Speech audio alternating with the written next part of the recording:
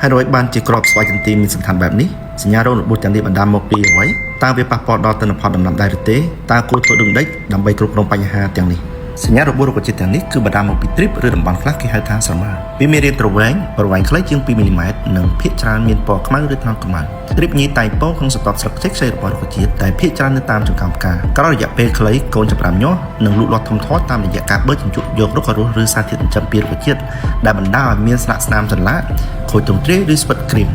វាបំផ្លាញទន់ធ្ងន់លើដំណាំជាច្រើនប្រភេទនិងធ្វើឲ្យបាត់បង់ទិន្នផលប្រមាណ 80 ទៅ 90% ប្រសិនបើការគ្រប់គ្រងមិនបានត្រឹមត្រូវនិងទាន់ពេលវេលាក្នុងការបង្ការនិងគ្រប់គ្រងទ្រីបអ្នកគួរតែសម្អាតជំរកឆ្លាស់របស់ទ្រីបដូចជាស្មៅចង្រៃនានានៅក្នុងចម្ការ